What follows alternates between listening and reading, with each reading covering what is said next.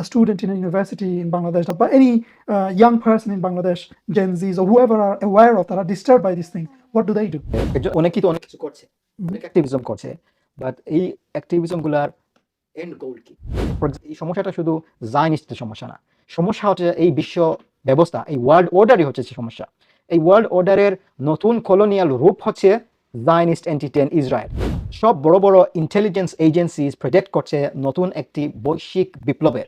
প্রশ্ন হচ্ছে, আমি একজন মুসলমান হিসেবে আমি কি সেই সুবর্ণ সুযোগ নিয়ে ইসলামিক রাষ্ট্র ব্যবস্থায় খিলাফত নিয়ে আসবো, নাকি আমি বিচ্ছিন্নভাবে কাজ করবো? আল্লাহ সুবহানাহু ওয়া তাআলা কোরআনের মধ্যে বলেন, ইন্নাল্লাহা লা ইউগাইয়িরু মা বিকাউমিন হাত্তা ইউগাইয়িরু মা বিআনফুসিহিম। আল্লাহ সুবহানাহু ওয়া তাআলা কোনো জাতির মধ্যে তাদের যে সমস্যাগুলা সেগুলার পরিবর্তন করেন না যতক্ষণ পর্যন্ত না তারা তাদের যে সমস্যাগুলো এগুলার আমূল পরিবর্তনের চেষ্টা করে। সো আমি এটাই বলতেছি, আমরা একটা আমূল পরিবর্তনের লক্ষ্যে একটা সঠিক সমাধানের দিকে ঐক্যবদ্ধভাবে যাইতে হবে। আল্লাহ সুবহানাহু ওয়া তাআলা বলেন যে, ইন তানসুরুল্লাহা ইয়ানসুরুকুম।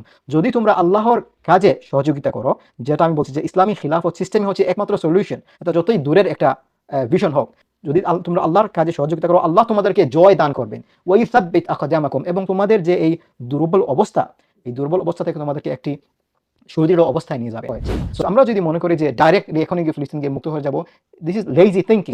সো ইউনিভার্সিটি পড়ুয়া ভাই, ছাত্র, সাধারণ মানুষ সবাইকে ডেডিকেটেড একটা সময় দিতে হবে। হাফ হার্টেডলি কাজ করা সময় শেষ।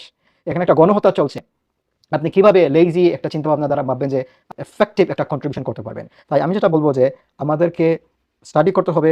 এই মুভমেন্টগুলো অলরেডি আমাদের আশেপাশেই আছে, এই কলগুলো রয়েছে, আমরা সেগুলোর সাথে সিরিয়াসলি গেজ হতে হবে। আর আমাদের বেছে নেওয়ার সময় হচ্ছে এখনই। The time is now, the choice is ours.